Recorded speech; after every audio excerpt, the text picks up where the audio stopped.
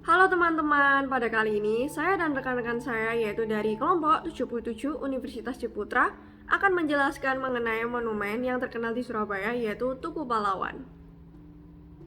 Nah, sebelum memasuki lebih dalam, apa sih monumen Tugu Pahlawan itu? Yuk simak baik-baik. Tugu Pahlawan itu sendiri adalah sebuah monumen yang menjadi marka tanah kota Surabaya. Monumen ini berada tepat di tengah kota Surabaya dengan lokasi yang cukup dekat dari kantor Gubernur Jawa Timur, yaitu di Jalan Pahlawan.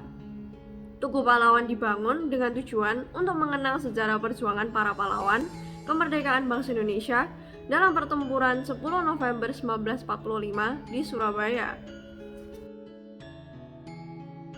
Di sekitar monumen ini juga ada museum-museum yang dibangun untuk mengenang jasa-jasa para pahlawan yang berjuang di Surabaya. Konstruksi Tugu Pahlawan dimulai pada tanggal 20 Februari tahun 1952 dan selesai pada tanggal 3 Juni 1952. Untuk pembuatan pondasinya, tanah harus digali hingga 620 meter kubik. Selanjutnya dilakukan pengecoran beton yang dilakukan oleh Indonesian Engineering Corporation. Untuk pembuatan beton ini menghabiskan besi sebanyak 19 ton. Pengecoran yang harus diselesaikan secara sekaligus membuat 120 orang harus bekerja bergiliran selama 40 jam non-stop. Tinggi monumen ini adalah 41,15 meter dan berbentuk lingga atau paku terbalik. Tubuh monumen berbentuk lengkungan-lengkungan sebanyak 10 lengkungan dan terbagi atas 11 ruas. Tinggi, ruas, dan kanal mengandung makna tanggal 10 bulan 11 tahun 1945. Luas dari monumen ini adalah 2,9 hektar. Monumen ini dihiasi dengan berbagai ukiran trisula bergambar, padma, stamba, dan cakra sebagai simbol dari api perjuangan.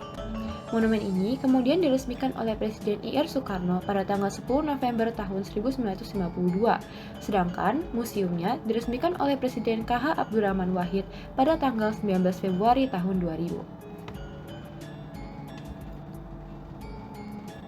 Tugu Pahlawan sendiri ini dibangun untuk mengenang perjuangan arek-arek Surabaya dalam pertempuran tanggal 10 November 1945, di mana mereka mempertahankan kemerdekaan Indonesia dari sekutu dan Belanda yang mencoba untuk kembali menjajah Indonesia. Di bawah lahan Tugu Pahlawan ada museum yang menyimpan berbagai jenis benda dan non-benda peninggalan sejarah peristiwa pertempuran 10 November. Museum 10 November Surabaya terdiri dari 2 lantai. Untuk lantai pertama terdapat pameran 10 patung yang melambangkan bentuk semangat perjuangan rakyat Surabaya dan orasi Bung Tomo, serta sebuah ruangan auditorium. Sedangkan lantai kedua merupakan ruangan pameran senjata, reproduksi foto-foto dokumenter, dan pameran koleksi peninggalan Bung Tomo.